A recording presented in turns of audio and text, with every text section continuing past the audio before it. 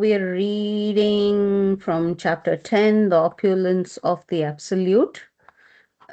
Text 17, is it? I think 18. 17, we finished it. Okay. Unless 17, I'm not sure. No, we done 17 as well. Yeah, last week we did 2 verses because the 16 was very little. And we done All right. 17. Okay. Yeah. But I don't know if we read the purport for 17, Yoga Maya. Yes, I think so. You were here. I Last don't class? remember. I mean, I was in and out, so I don't Oh, okay. remember whether we were Yeah, I reading. think Do you remember Yoga Maya? Yes, I do. So I think we have to do 18. Okay. But you can recap for 17 if you like to. Okay. So, so basically, it's 17. The translation is, O Krishna, O Supreme Mystic, how shall I constantly think of you? And how shall I know you? In what various forms are you to be remembered, O Supreme Personality of Godhead? So here, see, the first of all, Prabhupada makes the point. I think even in the previous verse, he was saying that Arjuna's asking, like the previous verse, text 16, was talking about, please tell me in detail of your divine opulences by which you pervade all these worlds. So basically here, Arjuna's asking all these questions, and some might think then, oh, that means Arjuna doesn't know, or else they might it might give the idea that Krishna is just an ordinary person. So that's why Prabhupada makes the point in these purports that Hare Krishna Deepa. Prabhupada makes the point that Arjuna is asking these kind of questions because he wants the general people of the world to know these answers. I mean, Arjuna is a very close associate of Krishna. For him, he knows who Krishna is. He's aware that Krishna is the Supreme Personality of Godhead. Whereas many people, the common people, might question the authority of Krishna, that how he is considered Supreme Personality of Godhead. So in this purport in 17,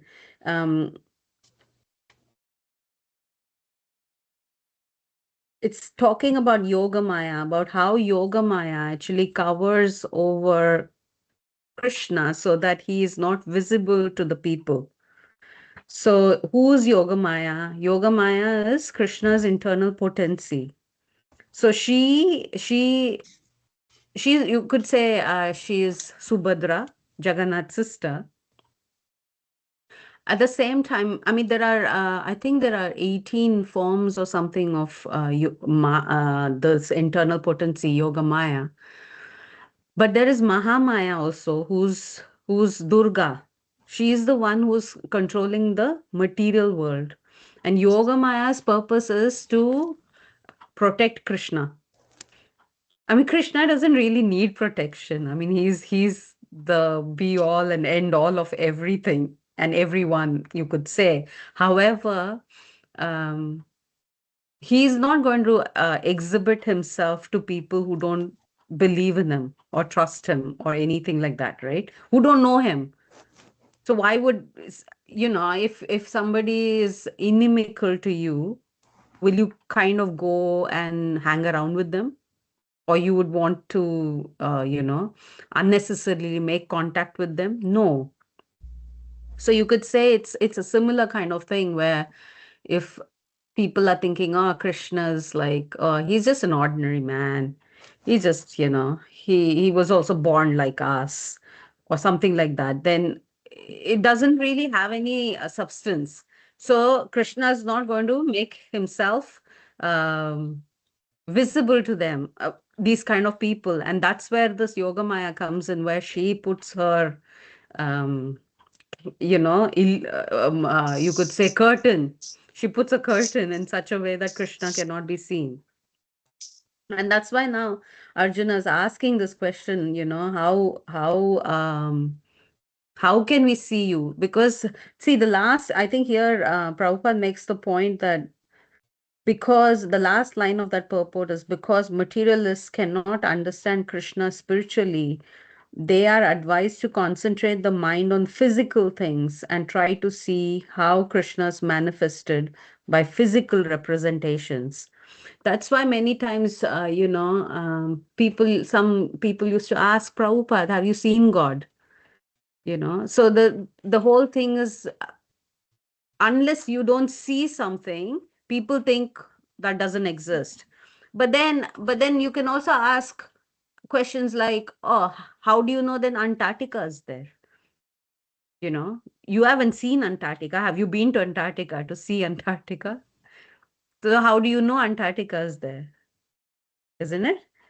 So people say, "Oh, if you can't see God, God's not there." But that's not a proper logic, because God can be seen by the ear. You ask your guru, you ask a person who has seen God, who has a lot of experience of God's hand in their lives.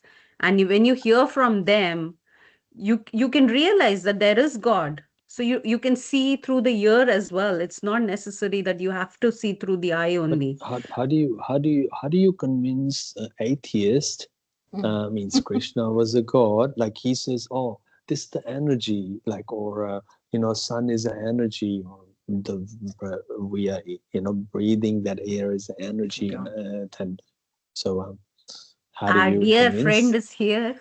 Jayanti, I can tell Oh, Jayanti's on a roll, so she should yeah, keep No, going. she. no, no, no. No, keep That's a going. difficult question. You are, Okay, you go. are, no, you answer.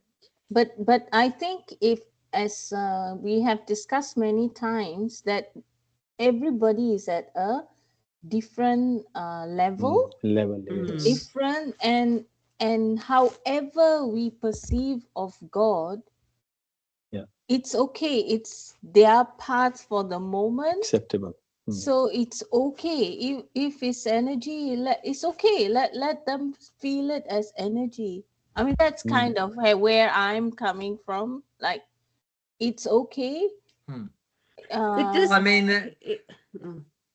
I was gonna yeah. say Hmm. it is okay. We're uh, not we are not shoving the philosophy down their uh, throat, yeah. but at the same time, as Krishna conscious practitioners, it is actually our duty to Uh, say what God's uh, position is. yeah. So we have to make them understand that God is not energy; He's energetic. Hmm. All the energy is coming from him. Now, a Uh, practical example, I think you'll probably be able to share Hmm. better than me. Hmm. But yeah, like how that example is given, that there is the sun, and then you have the sun rays, and then I mean like the light. So the light is there, and then you have The sun planet, which is a the form. sun planet, which has a form. Sun. But then there is the ruler of the Sun sun God, planet, who's Surya a Dev. person. So similarly, the light and the planet in a way are energies. Whereas the person, I mean, of course, that person is also energy, because ultimately Krishna is the original person. So everything's emanating from Krishna. Everybody is emanating from Krishna. But anyway, I'll hand you over to Avai Prabhu now. Well, on the point of energy, I mean, you can never have energy without a The person. source without There's the always going source. to be a source of the energy. Yeah. Energy does not exist by itself. And we've used the example of electricity so many times. Mm. But yeah, ultimately, it comes from the engineer in the powerhouse. If you don't have the engineer in the powerhouse, you're not going to have any electricity. You can flick the switch as many times as you like, or plug your mobile into the socket. Nothing's going to come out unless you have the engineer there. So it's always deriving from a person. And then on the point of, well, it's okay, people are a bit ignorant. They're atheists. They think there's no God. Let's just let them be. That's their path they're on now. But then the question is, well, but why does the devotee go out preaching if it's okay? The devotee preaches because it's not okay. What's not okay? The devotee sees that there's suffering and forgetfulness of God and forgetfulness of Krishna. That's the source of all the suffering ultimately. Like today, I did some gardening. That's why I was a bit late, at two friends' houses, and they're both atheists. And nice people, but they're atheists. And he was going on and on. One of them was going on about he's got dementia and it's getting worse day by day. And he said, and he's feeling his old age. He's like nearly 80, and he knows death is coming. He's scared out of his pants about death. And he's got a dog with him. He doesn't have a partner anymore. It's just him and his dog. His dog is also super old. His dog is blind. His dog is old and blind. He's old and got dementia, so he's so afraid. Now, I could think, well, that's okay, that's just where he's at. But I tried to talk with him, about God, and he doesn't believe in God. So we had a bit of a debate about there's no God, there's God, and so forth. But it's my duty to try to help him because I can see he's suffering. He sort of knows that he's suffering, but he doesn't know the solution to it is develop his relationship with God. And and that comes from the compassion, the love in the devotee's heart that can't tolerate to see people are suffering in ignorance of their relationship with God. And the devotee is absolutely convinced that you can't be truly happy without being God conscious. It's impossible. Even you got all the money in the world and fancy houses and cars and women and everything, but if you no connection with God, you must be miserable in your heart. It's all what do you call it? A facade. Yeah, facade. A facade. But I seen it's not everyone's like that. I seen the Brett's father. He's a happy as. He doesn't believe that Hare Krishna whatever there, but he's living his life. Old age disease will come to saying everyone. Ignorance is bliss. Okay, Yes. because he's Ignorance just is bliss. wonderful. I've seen him so many times, and not only him. Like I've seen few, and then just living life as it is, and of course, I'm getting old, I'll get old age disease. It'll be Jara Vedi, as the Prabhupada says, and same thing with those people as well. And some I've been to hospice as well. To a few of them, my friends passed away as well, but they're just the normal as they can't. I can't see they are suffering. Like they believe, yes, old age, yes, disease gonna come and die. Yes. Yeah, there will be people that have what we call a positive attitude.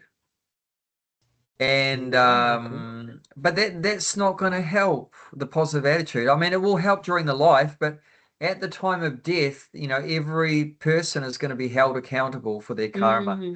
And I know from their background, like Aussies, 100% they're eating beef and 100% they're drinking, and they're probably gambling as well, buying lotto and all that kind of stuff like that. So they're going to suffer big time after death. Actually, many aged care facilities and things like that, they talk about what's called I forgot the term. Critic. At the time of death, they go into this, like they might not be able to even walk or something, but at the time of death, they get so scared and they even get out, like jump out of bed and they run and things like that. And it's medically also, they've actually There's a term for it. Yeah, there is a term for it. That's what I forgot. But they've actually written all this down, like there are papers on these kind of things that before death the person actually just suddenly comes to life. And like what you're saying, there's things that you can't see, but we don't need to see that. Like we haven't been around 1,000 people while they're dying to see what's going on, but the scriptures explain, many times that the person is sinful, the Yamadutas come before they take them out. The first thing they send is their dogs. The Yamadutas have these dogs, and they're in their subtle, they're not physical dogs, but they're in their subtle bodies. The dogs come. and scares the pants out of the people. And then the Yamadutas come and they look real ghastly kind of personalities like that. And they have their weapons and they have sharp claws and they're sort of not really fully human-like. And what the nurses and doctors are seeing is the phenomena that the person is terrified in their hospital bed. And they're screaming out, don't take me, stay away. And the nurse and doctors can't see anything in the room, but the person is given the ability to see these subtle beings before they drag his soul outside of his subtle body like that.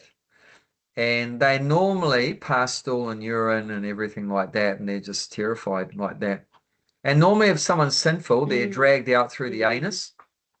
There's 3 exits. Either if someone's very pious, like the yogis, the soul leaves out through the top of the skull, and otherwise out through the mouth. And if they're sinful, they're dragged out through the anus, and they're normally passing stool and everything like that as a sign that that's what's going on.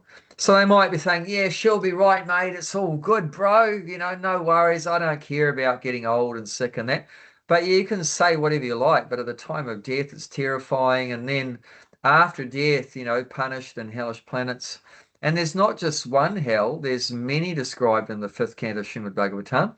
Depending on the particular sinful activities that are performed, there's a specific punishment that correlates to the specific sinful activity. But the question is, for example, if I don't even remember what I'll be in the hell before or was a heaven before I come here, what difference does it make? If you don't even remember before, maybe I was in the hell or a heaven, I don't remember. So what difference does it make if I even depart anyone from here, sinful person, and I depart, you depart, we may go to a different loka, they go to the different loka. When they come back, or we may come back, what difference does it make that if you don't even remember? But that's part of the suffering too, that ignorance, and that perpetuates it. That we've forgotten all the terrible suffering we've experienced. But that's part of the suffering itself, is the ignorance, because you can't get out. You can't escape. Actually, this hell, they send you to hell based on all your deeds in the world, right? So what they're doing is, it's mentioned in the Bhagavatam that you're actually put into various punishments and situations so that you get a body which is getting prepared for your next life. So because you can't see right now as a devotee, can you go and live like a pig in a pigsty? You can't, right? You'll not. Okay, so but if you're behaving like a pig generally in a human body, you may not be living eating any kind of horrible stuff, and all, and no discrimination. and you don't, I mean, you don't live in a pigsty, but you could be, your house could be really dirty or whatever. But then you have to be prepared for your next life, so that you know your what is that, subtle, the mind is ready to be in that body. So the human being that's performed sinful activities is not going to get a human life after being in hell. And you're saying, well, if you can't remember that you're in hell, what does it matter? But what they're getting after being in hell is, like she said, depending on what you've committed, sinful activities as a human being, you're getting the body of a pig, a dog, a cockroach, a worm, a bird, a fly. It's 8,400,000 species in the planet as per the Bhagavatam and that. So for example, like, you know, I did some good karma, whatever's there, maybe I'll go 10 million species, and somebody's atheist, he might go 8,400,000 species after they're getting purified. But I don't remember 10 million, he don't remember 8,400,000. Sure. What's the difference? What is the difference? One of my friends, for example, is atheist. He gonna go through 8,400,000 species.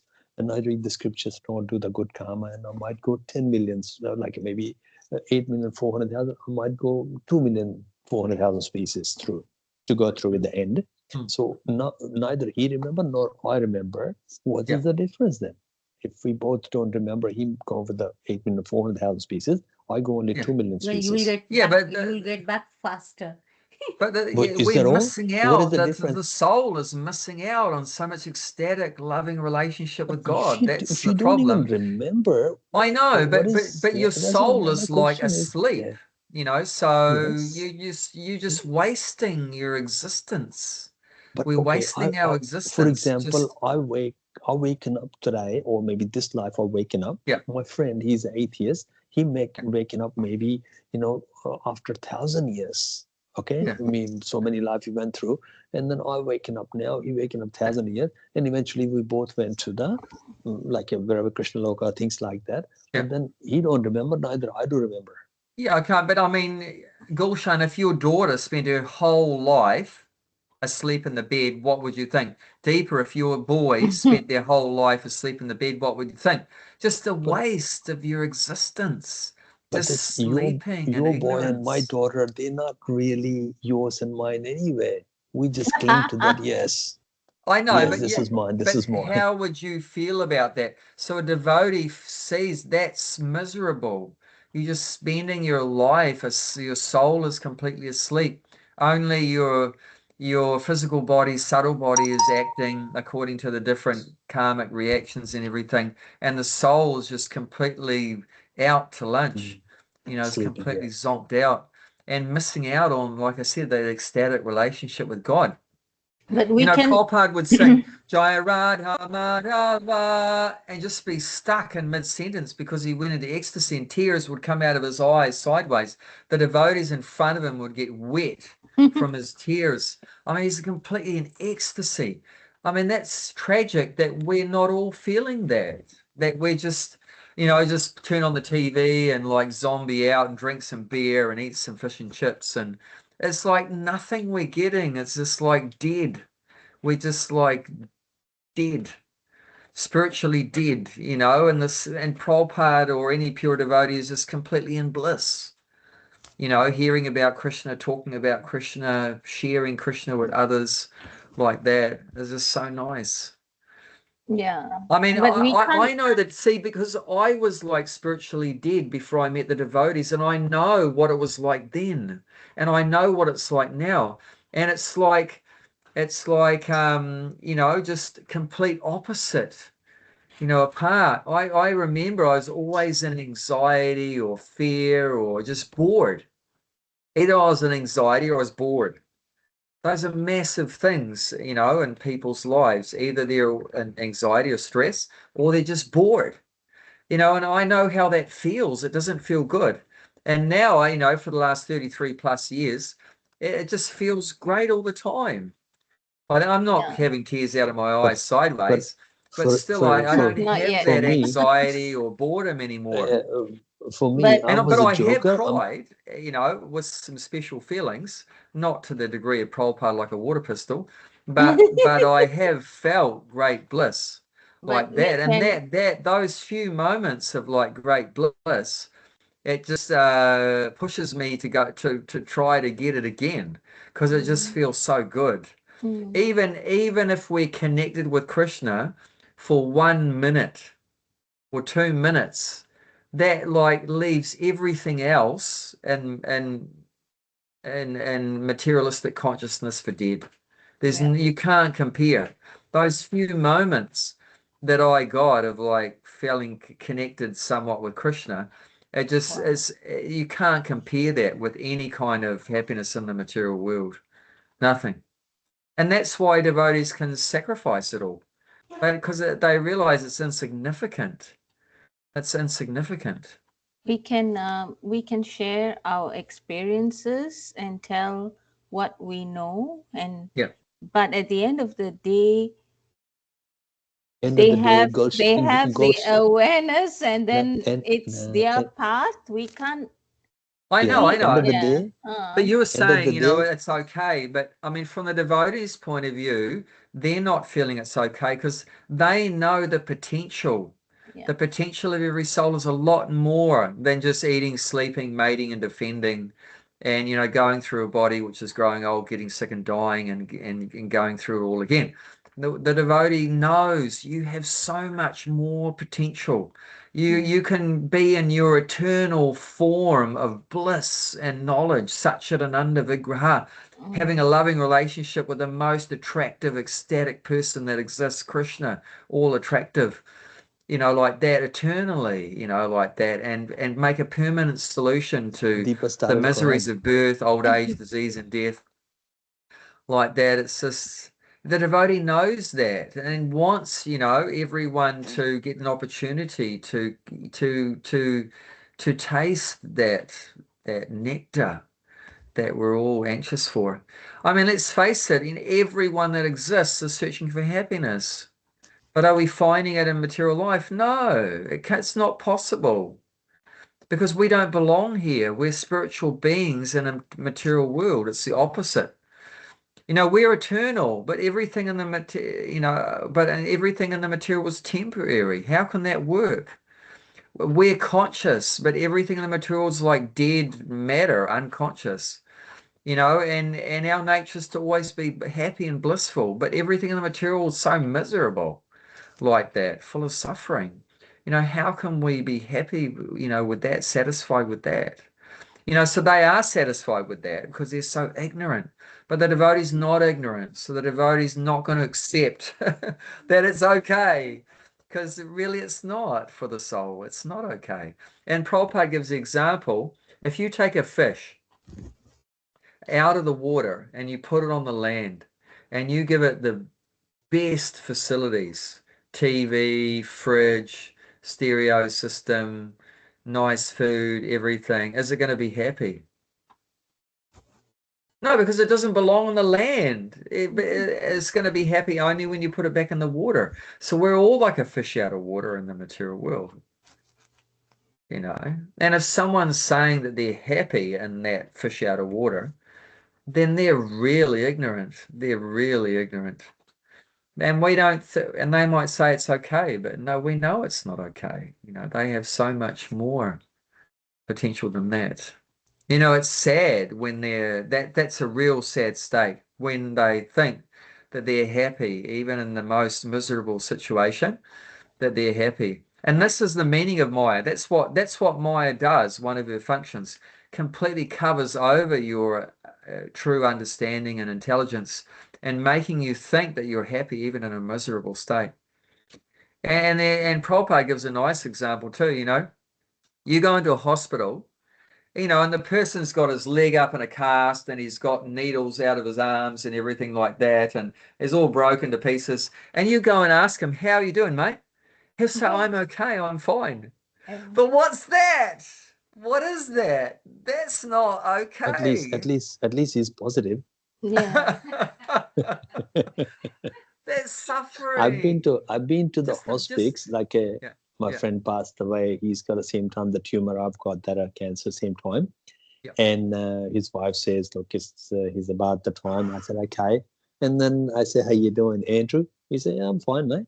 And then he was watching TV and then mute that and Yeah. talk to me. And then he just normal as I know he's got a brain tumor, and then Yeah. they couldn't able to do anything. And he went to the hospice, and I went there, and then I bring it to Bhakti Tree as well, have some prasadam.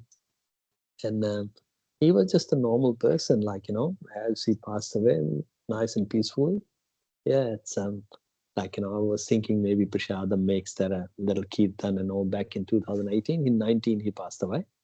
Yeah. So, well, hopefully that even that one prasadam makes time it. he had prasadam and kirtan might have saved And him he from the listened to Yamadutas, kirtan and as that's well. why he didn't get Hopefully. dragged out. Hopefully, I don't know. But he was just nice and peacefully passed away. Aussie, Sure. yeah, that's fine.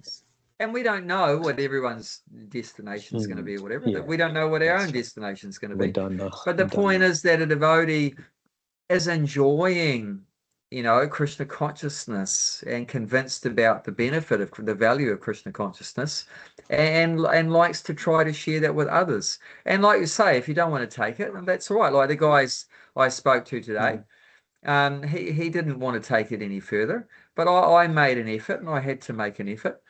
And he's just can't see beyond his situation. And especially when we get older, like he's 80, it's going to be very hard to change. And that's why if you look at all of Prabhupada's early disciples, do you know what age group they were in? Yeah, around 80s, 70s, 80s. But No, no, no, no, no. when they That's come what to you're talking Prabhupada, about when they're Prabhupada very went to early America. age. But the age Very group of the early age. disciples. 20, 22, 18, 19, At that 20. time. Yeah, No, no, Ramaswamy was the 9. people's age, the disciples' age. Now, about 80 maybe? Around 80. No, no, no, no, no. That On when that, they yeah. became Yeah. disciples. 19. When So would they Ramaswamy were was young. 19. They were in their teens, in their Yeah, 20s. yeah. Yeah. So this is the perfect age to accept Krishna consciousness. Your mind is open. So, You're Deepa, you and me searching. came at the wrong time. We're too But like I late. say, better late than never. Better late than never. You know, so somehow, you know, see, Krishna consciousness is not depending on any material situation. So it doesn't depend on your age either. However, I would say that, you know, the most favorable time, you know, age to become Krishna conscious is when you're young. And Prabhupada gave this example also. When the bamboo is green, you can bend it. When it becomes yellow, you can't bend it. It's old, like that. So more flexible, more adjustable. I feel like that old bamboo already, and now. We all are. But however, I mean, Krishna consciousness is very powerful. It can even go into the heart of someone, you know, that's, you know, more conditioned like that due to years in the world. And I noticed that even with my kids, my son is younger, a few years younger than my daughter, and he's far more favorable to Krishna consciousness than my daughter because she's been through the stupid modern demoniac education system 3 years more than him. So yeah, it's like it's made it more difficult for her. I mean, materially she's more clever than him, but spiritually she's not, you know, like that. She's further away. She's more has less faith, and the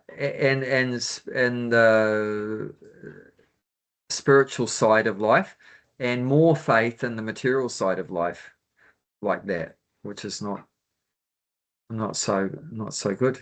But yeah, generally the younger is better. Before we get, like we always talk about young kids being innocent, right? Means they haven't been, what do we say, innocent? Oh, they're so innocent, these kids. It means they haven't been spoilt by the sinful life of modern society: sex, drugs, rock and roll, eat, drink, and be merry. They're still like Play-Doh, you know, you can mold it, you can, like that. Otherwise we just become tendencies to become very hard.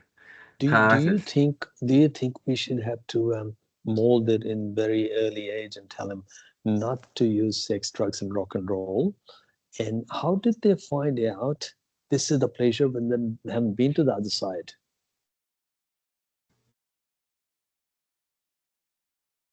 I mean, there should be a period in their life, and when it's young is the best period, in the student life where they're not experiencing that stuff. I mean, how are you going to learn something if you get distracted by sex, drugs, rock and roll? So at least for the brahmachari period, while you're getting your education, you should be away from those things.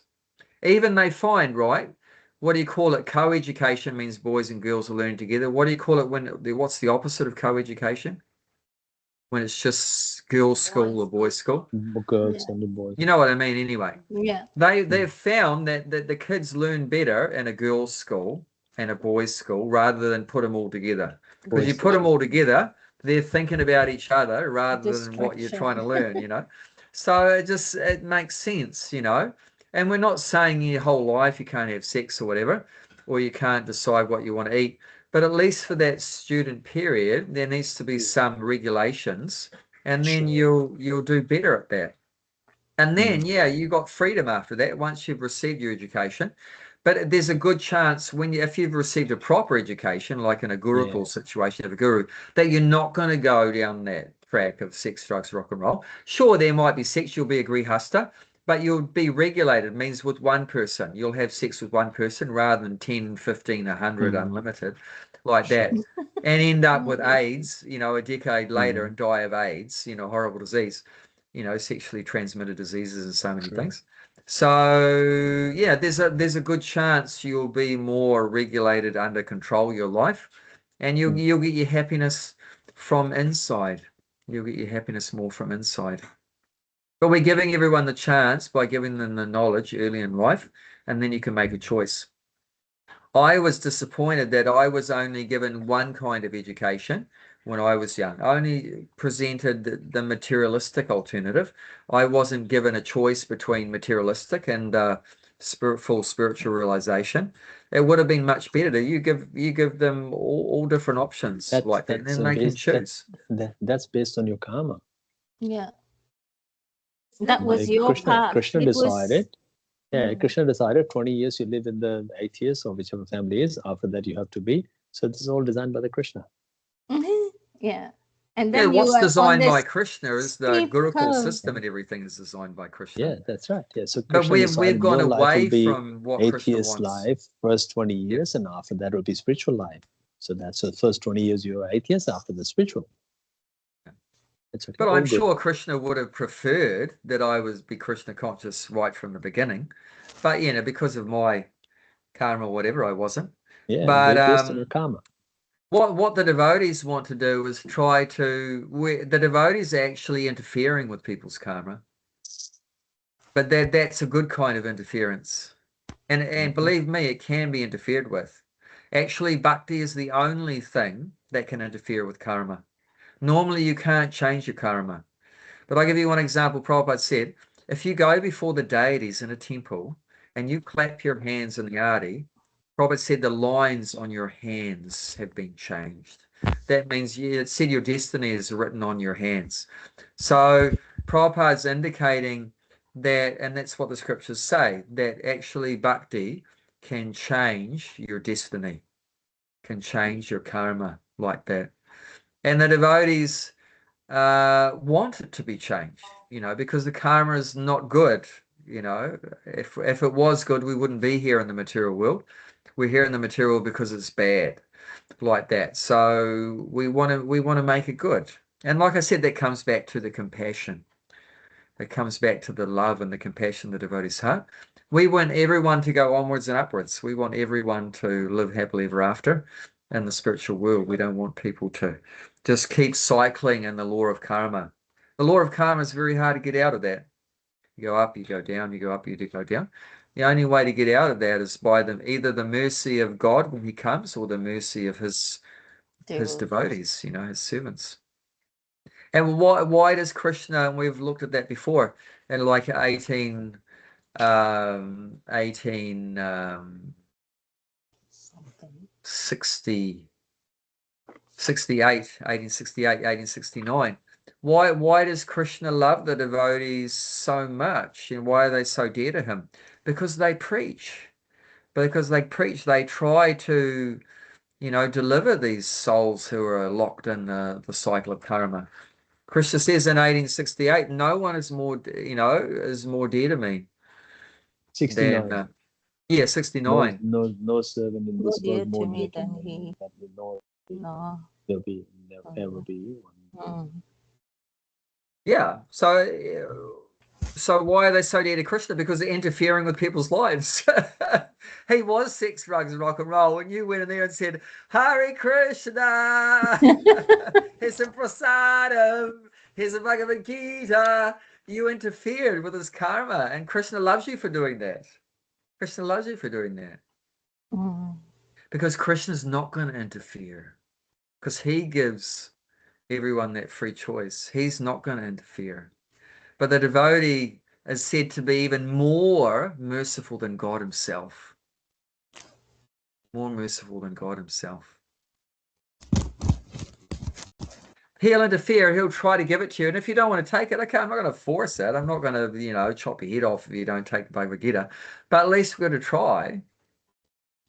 And sometimes even the people that we deal with, the devotee deals with, get angry. Often the demons get angry. And the devotee takes a risk. And it's specifically because the devotee takes a risk, from being, even up to the point of being killed by the demons, that they're especially dear for Krishna, because they're even risking their life. And a perfect example is Jesus Christ. He was a staunch preacher, and look what happened. They nailed him to a cross. You know, what happened to Haridas Thakur? The Muslims caned him in 21 marketplaces. They dragged him from one to the next. And a normal person would be dead after 2 or 3 canings. But because he was protected by Lord Chaitanya himself, then he survived unhurt like that. But it's a great risk that devotees take, you know. Then even Prabhupada's guru, there were the police in India don't normally do this, but the police in India. What's the risk against? What's the risk against the body? You're not a body. I know that, but still, everyone's, you know, enjoys being in their body. No one's going to be happy to be killed, and no one's going to be happy to be killed. So I mean that's a great sacrifice, to even risk your life. I mean, you know, some people sacrifice their possessions, some people sacrifice their money, but who's prepared to sacrifice their life? I mean, you can say that I don't care about my body, but yeah, I tell you, if someone's holding a gun to your head, then you really find out. You know, it's not so, it's easy to say, you know, I'm not afraid of death, but it's not so easy like that, not so easy like that. So, so what was I saying? They were saying something. And in this material world, we can't do our service without the vehicle of the body. Of course. So we just need, so if our life is taken, then we can't do. So even if a devotee is completely fearless and not afraid of dying, but still they might still prefer to be in the body so they can do more service, more preaching. A reporter came to Prabhupada and said, what would happen? What would you do if someone came to you with a gun to shoot you? Prabhupada said, I would take his gun and shoot him. But not because he was afraid of dying, but because this body is very valuable. Someone's gun, put the gun on the head. How can you take someone's gun? You can. Put a gun on your head. I've even been learning the techniques. There's techniques. They teach it in some martial arts. I've been learning that online. Bruce so Lee you can actually remove the gun from someone's hand and turn it towards them. Bruce Lee can do it, but Prabhupada wasn't a Bruce Lee. No, I've seen in my boys are both taekwondo. They know how to do it, and I also saw it when I was taking Kimaya for her karate classes. They did it there, so she also knows how to do it. Yeah, because it's a very dangerous world. For example, for Deepa, if you're not karate known person, I don't know how to do it. No. If you're not karate expert, what do? You do surrender, because somebody put the gun in your head. Use your vocal cords and scream. Use it very strongly. That's correct. If you don't know the karate, I mean, it's like if you want to go out and it's raining, you can either get wet or you can take an umbrella. You know, if you're intelligent, you'll take an umbrella. If you're not very intelligent, then you just get wet. You know, so it's not that you can't do anything like that. It means you have to try. You can't counteract. Like I can't stop it raining, but I can take an umbrella. You know, so you can make some little adjustments. You just have to try. Somebody put the gun on my head, I'll surrender. All right, now you do what you like, man. Simple surrender. Then he'll leave you. No more fun. He will leave you and go. End of the day, I was a joker. But then who's going to preach to all the Uber customers if Gulshan's not there? Krishna will send another Gulshan. No, Krishna, the point is that Krishna has put Gulshan there. Why Gulshan should just prematurely? It's not going to be forever. If somebody holds a gun to your head, Gulshan, you just look at him, surrender, and you just say Hare Krishna. That's it. He will put the gun down. Don't worry. Depends. If she's a girl, I'll kiss her. Oh, no. Anyway, but so Jayanti, where are we up to? Oh no, I didn't even start. You didn't even start. Bhushan said, "Oh, maybe we'll just recap." No. Okay, let's read a verse. Did you do Om Jnana? Yeah. Okay. So what's the verse? I I Isn't did it it like- was the 18, I think. 10:18? I Yeah, we wasn't did here last week. Yeah. So. last week Oh, we yeah, done yeah. 17. Yeah, Yogamaya. Yeah. Yeah, so in this section, Arjuna, of course, is a pure devotee. He can see God directly, and this is what all the atheists say, right? You show me God and then I'll believe. So Arjuna is actually seeing God. But then he's for the benefit of all of us that can't see God face to face. We want to understand God, but we're not eligible yet. We're not pure enough. We're not qualified enough to just have God standing in front of us and we're seeing him face to face. Does that mean we can't realize God? Yes, we can. There is another way, and this is the way. What's going to be described here is through God's energies. So we can't see where the energies are coming from right now, which is Krishna, but we can see his energies at every moment, 24/7. Like, for example, we can see the sun in the daytime and we can see the moon at night. These are both energies of Krishna. So anyone that sees the sun, anyone that sees the moon can, if they know how to connect the dots, remember God. That when we see the sun, we can remember God. When we see the moon, we remember God. When you drink water, do you know where the taste of the water comes from? It's God. This is the energy of God.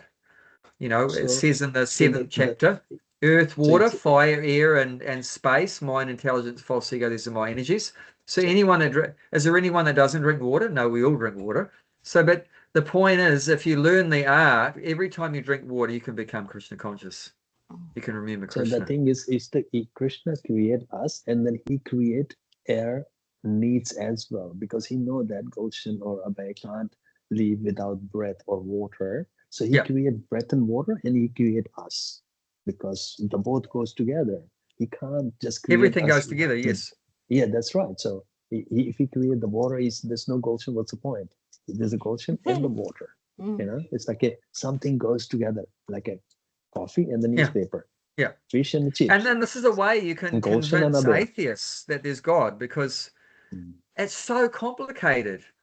I mean, what's the chances, if you just talk about chance, which is the atheistic theory, that everything just evolved by chance? What's the chance that everything that we require is all there at the same time?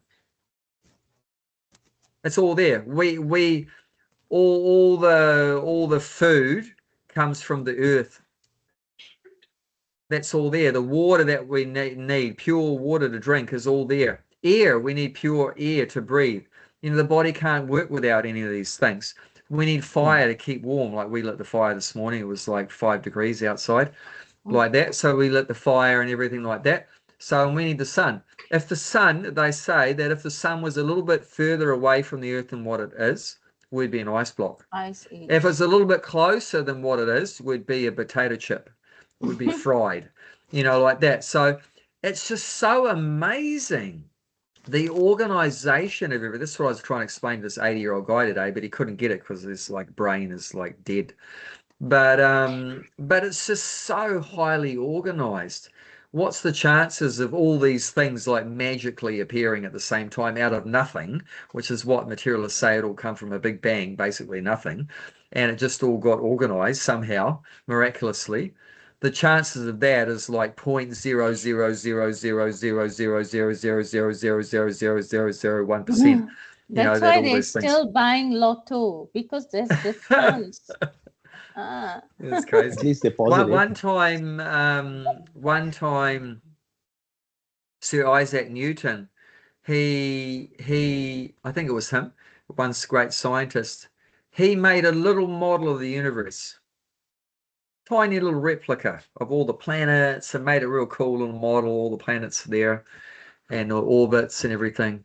And one atheistic scientific friend of his came into his house and saw the model he made.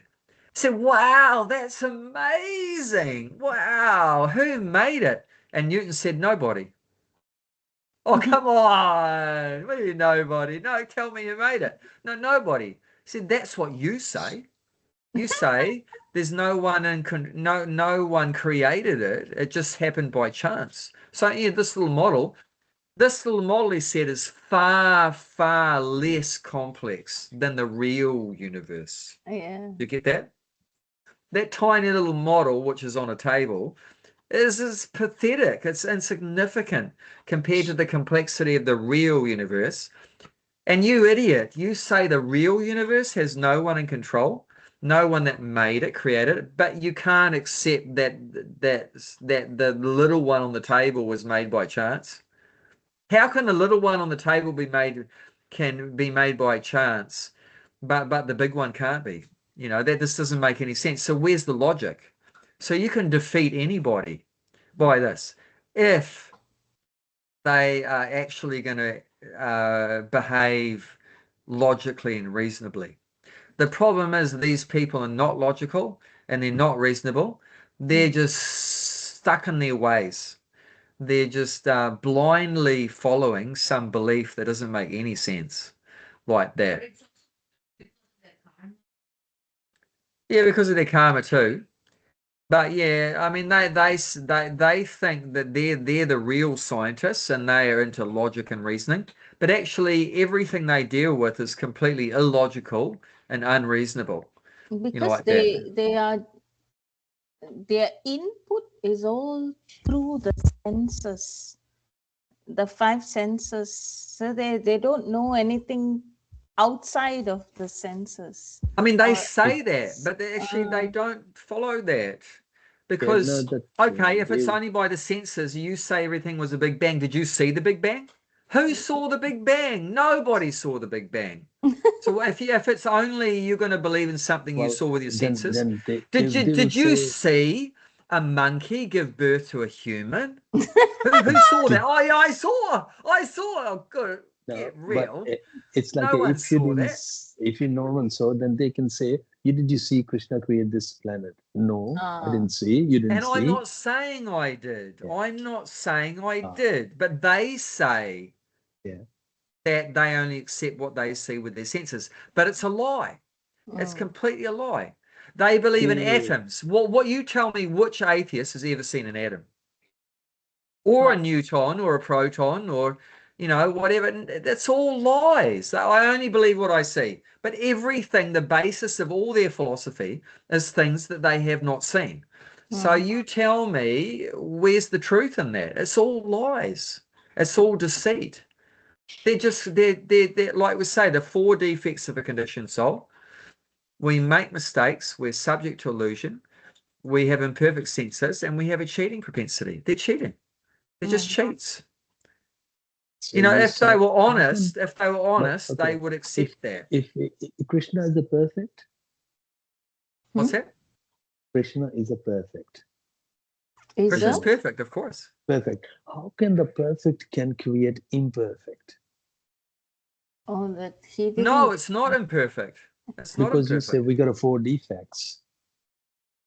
Yeah, four defects, but that's how can because the of our perfect desire. Can create... So that is perfect because he's fulfilling our desire to try to enjoy separately for him in the material world. And in order for that desire to be fulfilled, then there will be there has to be this cheating and that, because even that desire itself, if we have a desire to be God, is that honest?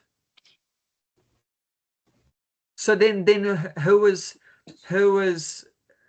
creating that imperfection of cheating and dishonesty? Us. It's not God.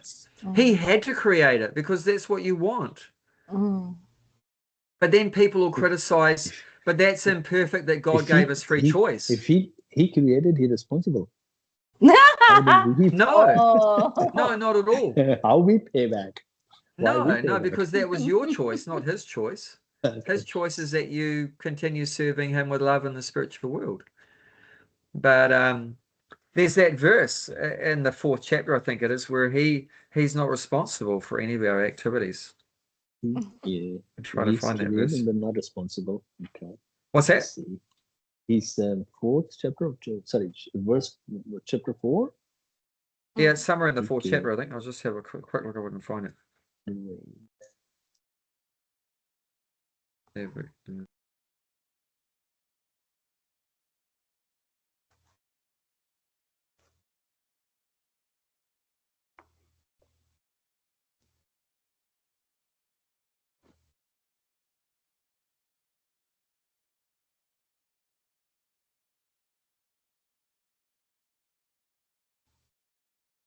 become purified.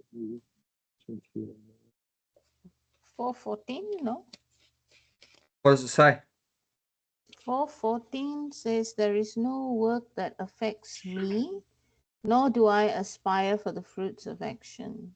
That's a good one, but that's not exactly No. what I was wanting. Because he's a God. He's not excited for any fruit of action because he's a creator.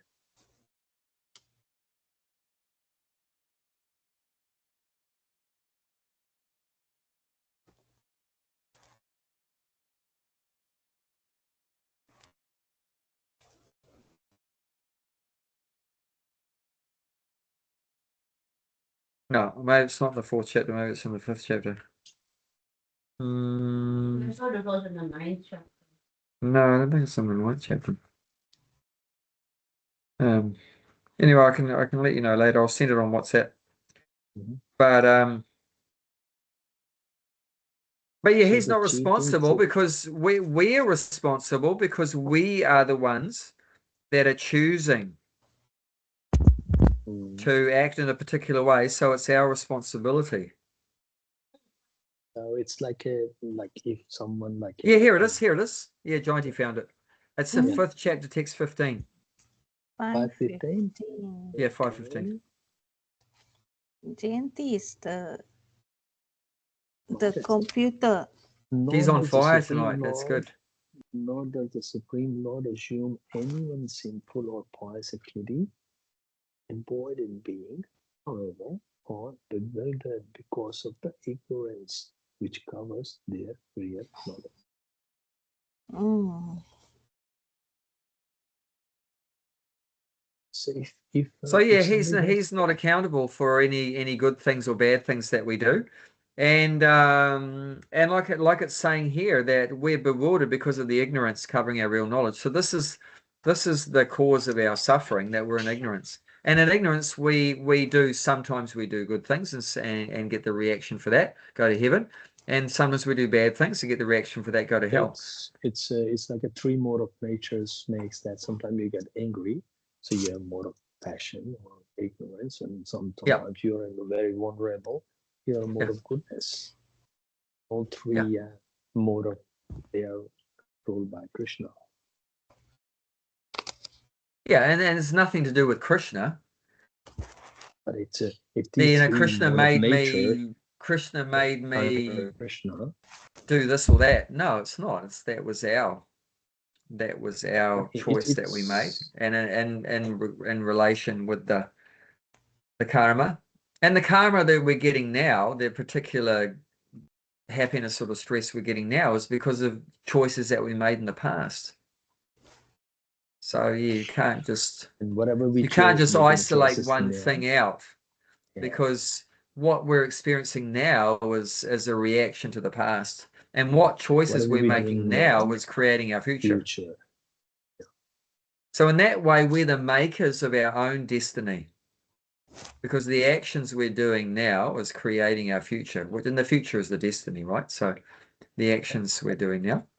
And what we're experiencing now is locked in because that was determined before by what we did in our previous life. Or, like I can't change the body I have. Maybe I wish I had a shorter body or a taller one or a fatter one or a black one or whatever, or bigger ears or whatever, smaller eyes or something. No, that was determined by my actions in my past life. Now I've got this body, and I had this particular appearance, and that because of my past karma and particular whatever it is, that's but what I can do is mold the future by the choices I make now. Yeah. So we did. My brother has the same parents, but he became a full-on materialist, and I became a crazy Hare Krishna. So same parents, but our karma went differently. So how is that possible? It's just through free choice, because we're all an individual soul. And every like individual soul. Krishna's blueprint. That's how it happened. Yes. Ah, But Krishna's blueprint is Maybe- that we're all pure spiritual beings. yeah. But we all have free choice, you know. But And some then people you have, yeah, the but, no, I directions we think take is. you know the real why did you come to Krishna consciousness and your brother is atheist? You know why? What I think, it's my analogy. Some of your act, Krishna is so merciful, he just get mercy on you and you come to Krishna consciousness. Some you did something, because Krishna is an ocean of mercy. You did something, Krishna got really merciful, a better, okay, you can come here. It's not yeah, but you. the key point was I did something. Because Yes. if you were going to say that, you know, Krishna gives mercy to X, Y, and Z, but not A, B, C, some of your then act, we'd criticize Krishna some that of he's your partial. act But actually, is Krishna's not merciful. partial. No, he's. But He some loves of the everyone act you equally. did, yeah, but you did something, some act. He's so kind to see your act, and he says, Exactly. okay. So then Yes. then the soul is in the equation. It's not just Krishna's good for some people and not good for others. And Krishna says that in 929, that I'm equal to everyone. No one is my special friend or enemy. I'm biased to my devotee. Because the devotee's doing something. Yes. The devotee's That's giving some service. So if the devotee gives some service, then he reciprocates. Of course. And then that you can't blame Krishna for that. No. You can't blame Krishna for that. We can't blame And then you Krishna can for look at anything anyway. what's that? Can't blame What's him for anything anyway. You can't. But people will. The atheistic people or whatever will. You know, that like you said, they say that then if God's you know perfect, what, how did he make all the these thing things is, imperfect? the But actually it's thing not is, imperfect they're because it's sleeping. perfectly made according to our foolishness. That's the problem. They're But it's sleeping. our In sleeping, you foolishness. say anything which has got no meaning. You know, they're sleeping. When you're sleeping, you can say anything. Whatever talk you do is meaningless anyway, and they're all sleeping anyway. So whatever they say is useless. They're sleeping. Jago Jeev. Jointly has something to say. I have a question. Yeah. So you know how there's the saying that not saying, but it's mentioned that for a devotee, a real pure devotee, if he's really very fixed in his Krishna consciousness, Yeah. then 7 generations before and after are delivered. Wow. So does that mean that those people who came in those generations before and after had that karma, that even though they were not practicing Krishna consciousness, they can be delivered?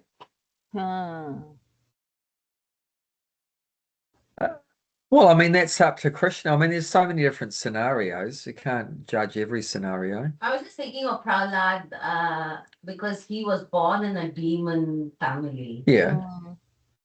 So his ancestors were demons, and Yeah. I was just thinking, but they all probably got liberated, right? Yeah. By that. And we see that. We definitely know his father got liberated because his father was a demon, but he was killed by God. So he was definitely liberated. But even going back more was liberated. And we see that even his son Virochan was Virochan was he was a devotee of the Lord, and then the grandson Bali Maharaj was a devotee of the Lord, and like that. So they all got the benefit of Prahlad being a pure devotee, definitely. And Krishna does that to encourage us to become pure devotees because he knows we're so attached to our families. And so what he says is, well, if you really want to have a good future for your family, then just become my devotee, and I'll give them all a good life. I'll give your parents, grandparents, great-grandparents. I'll give your kids, grandkids, great-grandkids.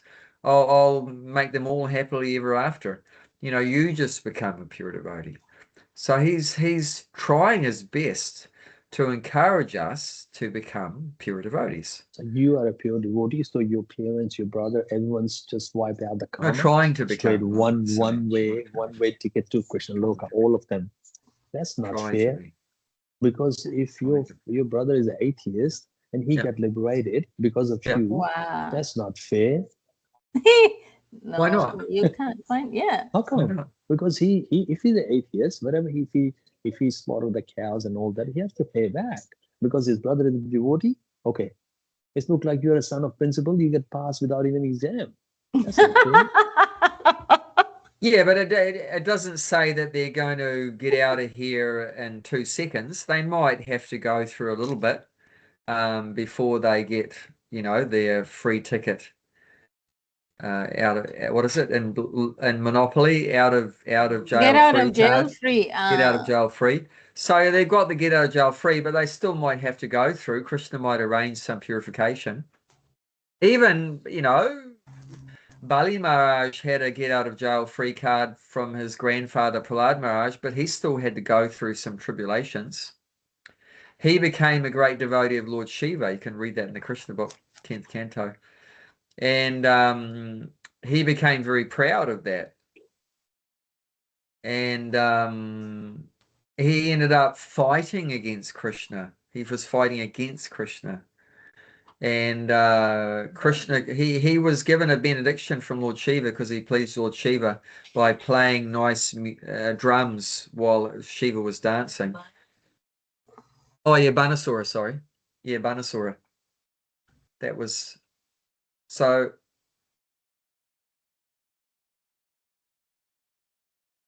Banasura was he the son of Bali Maharaj? Yeah. Anyway, Bali Maharaj, So, well, yeah, Banasura was also, I'm sure he's a descendant of, I think he's the son of Bali Maharaj. I'll have to check that. But he's definitely related to Prahlad. And then, so he's the great-grandson of Prahlad Maharaj. Yeah, so he was actually fighting against Krishna. But Krishna, he was given by Lord Shiva 1,000 arms. And Lord Shiva cut off. What's that? What an idiot fighting against Krishna. I know. He was so proud. And then Krishna cut off 998 arms with the Sudarshan disc, left arm with 2 arms. And Lord Shiva said, please don't kill him. He begged to Krishna he's my devotee. Please don't kill him. Krishna said, no, I'm never going to kill him. He said, he's the great-grandson of my great devotee. I'm not going to go kill him. I just want to cut down his pride. So see, he still had to get purified. He was related to a pure devotee, but he became proud. So Krishna had to first cut down his pride. And then after he cut down his pride, he became a pure devotee himself. So he still had to go through some purification. So even if I did become a pure devotee, I'm not there yet, and my brother does get out of jail free card, he's still going to have to get some purification. Well, he'll probably come back in the next 7 generations somewhere, and then he'll find great. I guess that's why.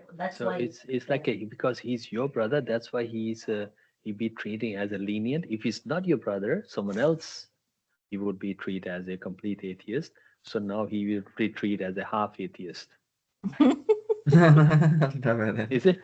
I don't know how does it work. We don't have to think about these things too much. Yeah, we leave everything up to Krishna. Our part is to try to spread Krishna consciousness to those that have forgotten. Yeah. And his part is to work out how he's going to get us back to Godhead, like that. Yeah, that's not our job. Which is an amazing feat, to get someone from being a Malecha and a Yavana to a pure soul going back to Godhead. So anyway, let's read a verse. So that's what we've been talking about now, Krishna's energies. So this is even how a very materialistic person can understand God through the energies. Because these energies we can see, like we're talking about, the atheist wants to see everything. So these energies we can see everywhere, like that. Because Krishna's going to say here that I'm the taste and water, I'm the heat and fire, I'm the light of the sun and the moon, like that. I'm the sound and ether and space, like that. So these are things we can all perceive, and that way we can remember Krishna in our daily activities. We can perceive him and remember him, everywhere. And then nice example, like Jayanti was saying, even say you can't see the sun, because there's a cloud there or whatever like that. But if you see the sun shine, the sunlight, what do you know? You can't see the sun, but you see the sunshine is coming on you. What do you know? The sun is Sun is there. somewhere The there. sun's there. You Sun is can't there. see it, but you know it's there. Why? How do you know it's there? Because you are Other seeing than- the energy. Mm. So this is a very good way Yeah. to realize God. We just by realizing the energies, which everyone can do that right from the beginning to the end of our life. It doesn't matter religious, not religious, or whatever. Forget about that. But just learning to connect the energies with the source of the energy. We all know the source of the sunlight is the sun. All we have to know is the source of all these energies around us is God. Mm. Then immediately you connect the dots like that and you become Krishna conscious. And then in due course of time, you're going to become purified by always remembering God. And then one day you'll be standing in front of Krishna. He'll be playing his flute and you're going to That'll fall on the be- ground unconscious. That'll Like that. take at least 2 million years for me. It's not going to happen. At least 2 million years. No, I It'll think happen. why? No, but that humility that Because you I'm have not will pure. make it happen Once I be faster. pure, that'll be happen. We should always I know be. myself. We should always think like that. A million years, a million Hoping, lifetimes. yes. Hoping. One day. time in Chaitanya Mahaprabhu's Leela, there was this great devotee named Mukunda.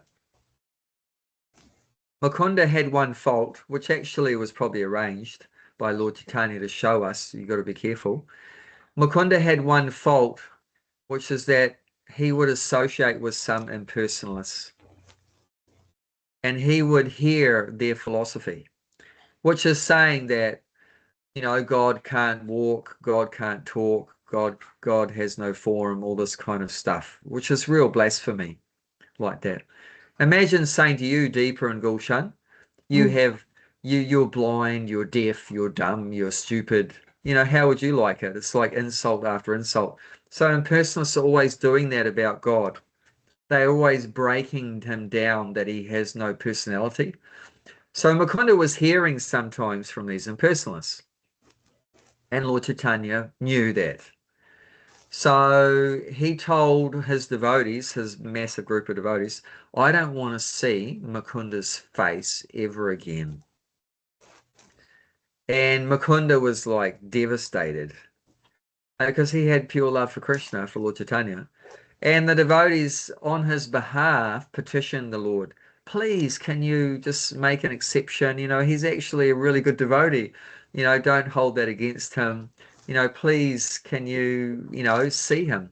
And Lord Chaitanya said, don't talk to me about it again. Otherwise, I'm going to leave you too. No. Leave you all too.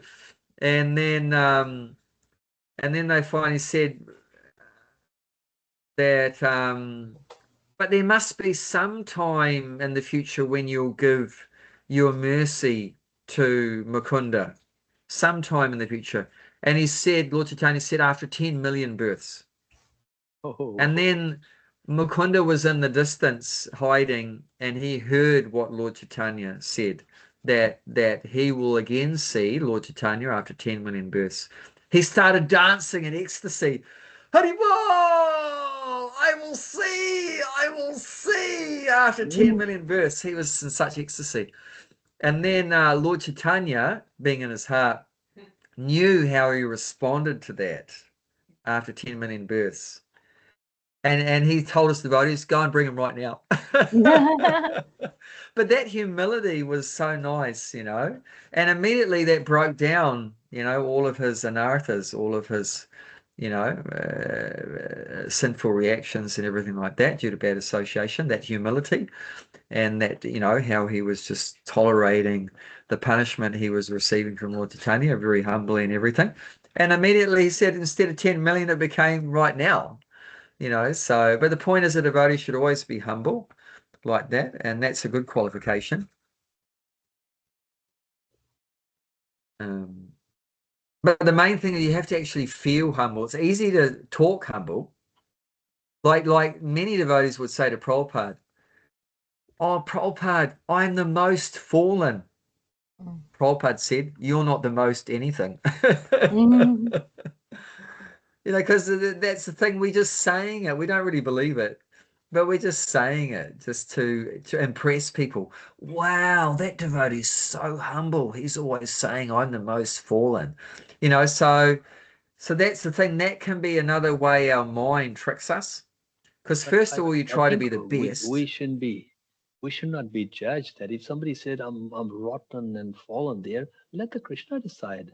Who are we to judge? Is he No, real or Krishna not? Or knows, is yeah, he, whether you're yeah. really saying Of it or course, falsely Krishna saying. knows, yeah. We should Yeah. not judge anyone, whether he's No, saying if I'm a no. fallen one. But I'm Okay, just saying that okay, that is a right. trap Yeah. Maya presents. Because first of all, the conditioned soul tries their best to be the best. And then when we fail at that, which we will inevitably, and then we try to go to the other extreme. Okay, I can't be the best, I'll be the worst. You know, so but then even that we're not the worst. We're just somewhere in between. We're insignificant.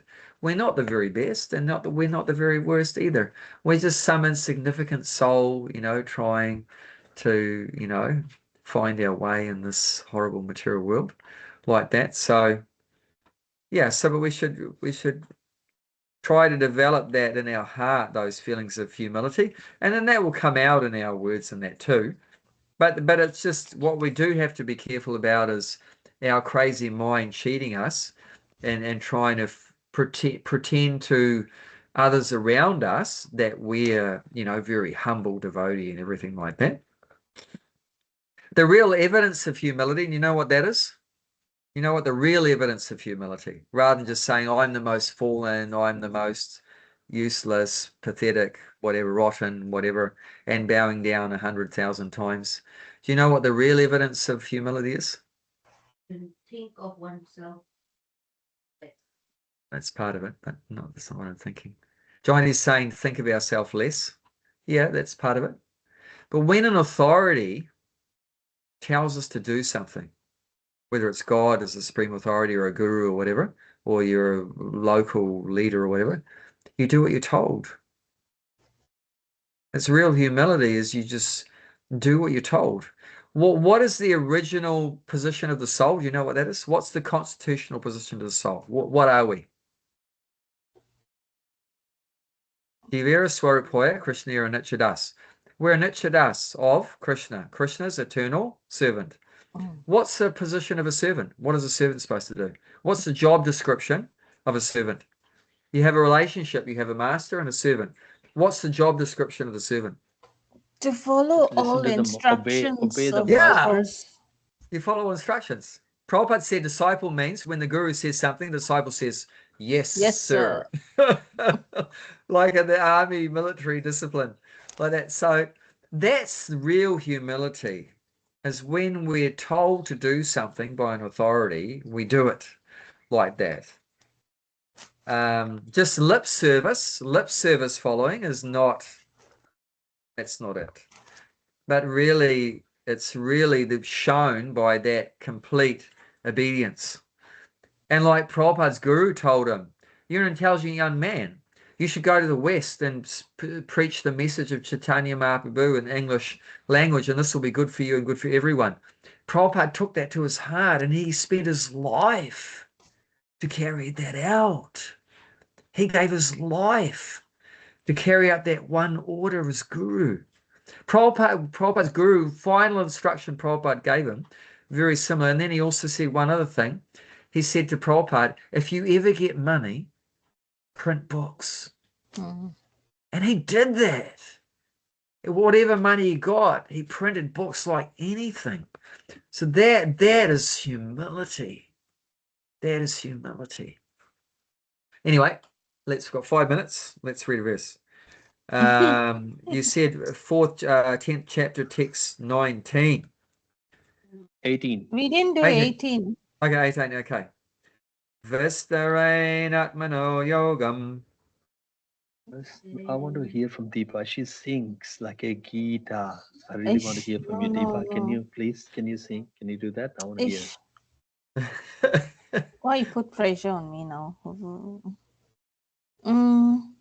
We know Gulshan's real heart. He's not humble. He's a joker. I was a joker. End of the day, I'm still a joker. But I can be good. Vistarain Atmano Yogam. Vistaren Yatmano Yogam. Vibhutim cha Janardana. Vibhutim cha Janardana. Janardana. Bhuya kataya triptirhi. Puya kataya triptir hi. Shrinvato nasti me mritam. Shrinvato nasti me mritam. Oh Janardana, again, please describe in detail the mystic power of your opulences. I'm never satiated in hearing Satiated. about hearing about you. For the more I hear, the more I want to taste the nectar of your words. This is a real Arjuna, devotee. This yes. is another quality apart from humility and all those other things. This is a real quality of a devotee. You can't get enough of Krishna. You can't get enough. Rupa Goswami said, what's the use of this one tongue? How much I can chant Hare Krishna with one tongue. If I had 1,000 tongues, then I could really enjoy chanting. How much I can get into these stupid 2 ears. If only I had hundreds and thousands of ears, then I could really relish hearing the holy name and hearing the pastimes of Krishna. So this is a devotee that just can never get enough of Krishna. Materially, this is a very bad quality, that you're not satisfied and you're like greedy. You're like greedy and you're not satisfied.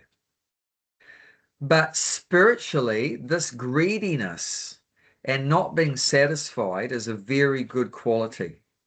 You don't want to be materially greedy and you don't want to be materially dissatisfied, but you want to be spiritually greedy and spiritually dissatisfied. That's very good. Chanakya Pandit says, he's a famous Pandit Brahmin from Indian history, and he said 3 things you should always be satisfied with. You should always be satisfied by your spouse, your partner. What's the partner you have? Like, oh, I don't like this, is a stupid wife. I want another wife. Like that, you should never. I'm not saying that really. You should never think like that. You should be satisfied with your partner, and you should be satisfied by the food that you have. Oh, you only gave me rice and dal today. Where's the pakoras and kachoris and samosas and sweet rice? And you should be happy with that, and you should be happy with the wealth that you have. And then he said 3 things you should never be satisfied with. The amount of scriptural study you do, swadhyaya, the amount of chanting you do, japaya, and the amount of danayo, charity you give. I think there was a 4, you missed 1. The Okay. amount of gulab jamun. Oh la la. If they're offered to Krishna. Yeah, you can think, oh, we can eat more and more. Yeah, I like love that. So spiritually, we should never be satisfied. We should always want to do more and more and more and be more greedy to get Krishna more and more. But materially, we should always be satisfied and content and not greedy like that. Other Like day, that. I So just got that like a 1 container of gulab jamun because I can't make. I bought it from the Indian shop and offered to Jagannath, and I ate whole box. That's why you're always And happy and that joking. day, Now we know the I did not secret. have a dinner because almost like it was a kilo, but beside the syrup, it was a 750 gram of gulab jamun. I just put under my stomach, Yeah. and then I just sleep Your happily. son's a real Brahmana. It said Brahmanas love sweets. It said that Brahmanas love sweets. I don't know about, no, I'm not a Brahmana, but like, it's like a human nature is like that. Yeah. The things you don't get it, you more greed about it. Because since I come back from India, all I want gulab jamun, and I didn't have access of it. I said, okay, I went to the shop, bought a 1 kilo, just put it in front of the Prabhupada. So now and we my know Guru what to Maharaj. make when you come here. Yeah, when you come here, Gulshan Johnny said, now we know what to make for you. Just We'll make do it. homemade, no tin. We'll make homemade ones if you come here. That's how we Jagannath can says trick that. Gulshan about coming here. We'll just say we'll make him 10 kilos of gulab jamuns. Jagannath said, go Homemade. to the Indian shop. I went there. Jagannath said, buy the gulab jamun. I bought it. Jagannath said, offer me. I offer it. Jagannath said, eat it. I ate it. So obedient. This was Jagannath saying or your mind was saying? Tricky, Gulshan, tricky. Jagannath reside inside me. Who's saying that? You know, This you is think I'm exactly like talking? how my dad says, no? But you're not following your favorite verse 10:10. He says he's only going to I talk to always- you if you're constantly devoted to serving with love. Yeah, he was Yeah, serving I with did. love. No, he was giving the gulab jamun with love only. Yeah, because in my temple there is a photo of first that Radhanath Maharaj, then his Guru Maharaj, Prabhupada, then there is a Krishna, and next to Krishna is a Jagannath. And then I just offer to all of them, and then go all the way up there, and then just leave it there for a minute or two, and after that just clean it up. That's all right. That's all right. That's good. Anyway, That's just so nice. beside the joke, come to that verse today. Yeah. Well, if you have a minute, let's just read the purport. It's only a short purport. Yeah. Just Yeah. leave the Sanskrit. No need to say the Sanskrit. Deepa, you reading? I read it. Whichever. One can never be satiated, even though one continuously hears the transcendental pastimes of Krishna, who is glorified by excellent prayers. Those who have entered into a transcendental relationship with Krishna relish at every step the descriptions of the pastimes of the Lord. That's in Srimad Bhagavatam 1.1.19. Thus, Arjuna is interested in hearing about Krishna and specifically how he remains as the all-pervading Supreme Lord. Do you want to go, Gulshan? Now, as far as Amartam nectar is concerned, Amritam, yeah. Amratam nectar is concerned, any narration or statement concerning Krishna is just like a nectar, and this nectar can be perceived by practical experience.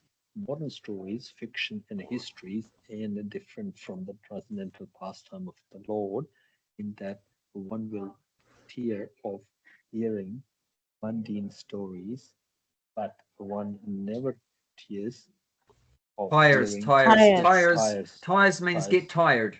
Get tired. Okay. Yeah. Tires of hearing about Krishna. It is for this reason only that the history of the whole universe is replete with the reference to pastime of incarnation of Godhead. The Puranas are histories of bygone age that relate that pastime of various incarnation of Lord.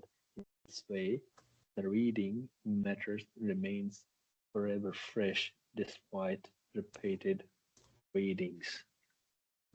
So this is a great symptom. Some of the words the Prabhupada used that is the English in this one. Normally the Indian person doesn't use it. Yes. Unless the Prabhupada disciple add up the words in there, because that's not average. He was educated in the Scottish college. My so dad he had was the English teacher. Yeah. My dad was English teacher, and then he's master's in English, and he was the English professor. But the words the Prabhupada using that was exceptional. I know. Prabhupada knows English words I don't even know. It's my first language. That's right. Yeah, exceptional. Great scholar. So this is a symptom of an advanced devotee. An advanced devotee has so much taste in hearing anything about Krishna. And we see that, and Hanuman is a perfect example in terms of Lord Ram. There was one person he wanted to find where is Hanuman. He had heard Hanuman was existing on the earth, and he still is on the earth, and he wanted to know how to find Hanuman. So the guy told him, it's easy to find Hanuman. You go to wherever there's Ram Katha, he'll be the first person there and the last person to leave. So much taste. And he obviously come in disguise form. You won't see him as a monkey. He has all mystic cities. He can change his shape and size and everything like that. But that's what it is. So much taste. So when we do a Mahamantra, Hanuman is around us. Yes, so many great personalities are there. One time, Prabhupada started behaving very strangely in the temple that George Harrison from the Beatles donated in England, Bhaktivedanta Manor it became known as, that there was an arti going on in the temple, and Prabhupada was in there watching the arti with the other devotees and doing kirtan.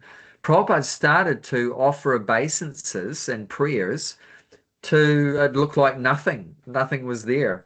And afterwards Prabhupada said, oh, you didn't see, Narada Muni had come Wow. to see the kirtan. Narada Muni, he's not a small fry. He's the son of Lord Brahma, the creator of the universe. He's a transcendental spaceman, Prabhupada describes him, that travels everywhere without a spacesuit around the universe like that and is glorifying the Lord. So Prabhupada said he could see Narada Muni had come to enjoy the arati ceremony and the kirtan of the devotees. Unimaginable. And that was only 50 years ago. Can you believe it? Narada Muni had come to the kirtan 50 years ago on Earth. Yeah. But then only Prabhupada can see, other people can't. This is Yeah, thing, but that doesn't change the fact that they're there. Yeah. Will you see it? Like I said, Yeah. there's many things you If- can't if see. If you're pure devotee, Krishna will come try as well. Only you can see. I can't. Yeah. But that's up to But, us. but even to- those other devotees, right, they're not qualified to see Narada Muni, but Narada Muni was still in the same room with them. How fortunate they are. That's right. So That's even you right. don't worry about you can see something you can't see. The main thing is to be doing these purified activities like we. Huh? What's that? I seen Prabhupada in my dreams. Wow, that Prabhupada's is not here. amazing. Yeah, very fortunate. Twice. Yeah. It's That's a very, amazing. like I seen he was doing that in New Gokula. He was doing preaching there, and there's some Western devotees there. I want to go and hear that. Kalya Prabhu came. He said, asked me to wash the dishes. And I go around the toilet. I want to go again. And then Kalya Prabhu come again. I said, damn, this Kalya, man, I'm going to kill him. I Are will go you? this side from the, yeah, because I want to go there to Prabhupada. And like, I want to go from the, Wow, you know, nice, very the nice. Mahanidhi Prabhu's bookshop there. And then Kalya Yeah. Prabhu come out the temple again. You are here. I told you to wash the dishes. I said, damn. Oh no, So seriously. that's you're very blessed. I was to have fighting that with the kind of Kalya Prabhu, but I went there to wash dishes. And there's another time, like there's a few times happened. It means Prabhupada's not there. Of course he's here. Yeah. Somebody asked the Prabhupada, what happened to Prabhupada? When you depart, Prabhupada says, I'll come back. And he says, how do we recognize you? He said, anyone chanting on the street, that's me. Oh, that was I'm in not your a dream. body. Yeah. He says, anyone chanting, you will see doing the Harinam, it's me. He said, how do we recognize you, Prabhupada, if you come? He said, anyone chanting and doing the Harinam, yeah, it's me. I'm the one nice, doing right? in them. I'm the one doing Harinam in them. I'm not a body. I'm the Harinam doing in them. I will come. But yeah, so that's Nice. the thing. Very Anyone, fortunate. you doing the Harinam? Yes, Prabhupada in you. Yes, yeah, that's that. Definitely. No, we're very fortunate. Anyone that's come in contact with even a little bit of Krishna consciousness is very fortunate. Oh yeah. And we Yeah, try to even- help even- others to be fortunate, like what we Even said. my Guru Maharaj, like, the Radhana Maharaj, we making that halwa in Bhakti Tree. He came. I said, oh, run out the sugar. He said, run. Go to the sugar shop. It's not enough sugar here. But make sure you get enough sugar. I'm running to the Rajas to get the sugar. And Radhanath Maharaj here in the Bhakti Tree. And he asking there, who was the chef there? He asking, is Kulshan helping? He said, yeah. He said, what can you do? He said, he make halwa, he make salad. He said, okay, make halwa. And I was making halwa. Sugar wasn't enough. And he came in the kitchen. He said, sugar not enough. I said, yeah. He said, go to the Raj, get the sugar. I'm running to the Raj to get the sugar. Make sure I get the sugar. And then that van Nice. is shaking and like, I was running. Anyway. Wow, special. I remember that dream you said. Nice, very nice. Yeah. So that's what we need to. We're trying to develop that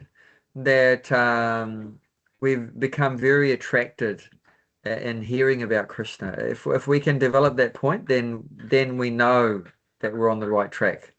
If we think, oh, they're going to be talking about Krishna, well, that's boring. I don't want to listen to that. They're talking about Krishna again, I want to go and turn on the TV. That means it's not a good sign. You don't have a taste for when devotees come together and talk about Krishna. You're not interested in that. oh, there's a class going on, and oh no, did you hear about there's a pizza party over there, and you'd rather go to the pizza party, but that means you from Krishna's point of view, you blew it, you're not really interested in me yet. If you really love someone, you just want to hear about them, isn't it? Yeah. You want to hear about them. Like if a boy has a new girlfriend or a girlfriend, new boyfriend, you just want to hear about that boy. You just want to hear about that girl. That should be there. That attraction should be there. If you don't care, oh no, I've heard enough about them. I don't want to hear about them anymore. Then that's not a good sign, So, like a materialistic person, that's all they want to hear about is how to make more money and how to develop the business and how do you work your way up the ladder. And that's throbbing in their blood. That's pulsing in their brain. That's their life is just more money, more money, more money. And the same way for a devotee, it's just, I want to get Krishna, more of Krishna, more hearing, more chanting and so forth. So the same principle, but just Krishna centered rather than Maya centered like that.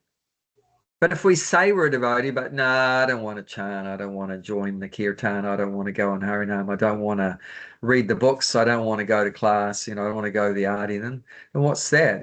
Just ritualistic, some superficial thing like that. But we actually want to, from the heart, we want to be just truly from the heart, become Krishna conscious. And in the beginning, that won't be there. In the beginning, it is going to be mechanical, just our guru's telling us to do all these things. But slowly through, if we follow the process, what we should see is we get more and more taste for these things. In the beginning, it's just mechanical, but as we go on, hopefully we'll find that we become more spontaneous kind of attraction for doing all these activities, and you really enjoy them. You really enjoy them. So that's a good sign. Enjoy eating those prasadam gulabs. Yes, anytime. There's one, Krishna has a Brahmin friend in the spiritual world called Madhu Mangala, and he loves eating laddus. He can eat unlimited laddus, and Krishna's loves him so much. What's your partner, Gulshan? You eat the gulab jamun and he's eating the laddus. Finish. Settle. You know what? When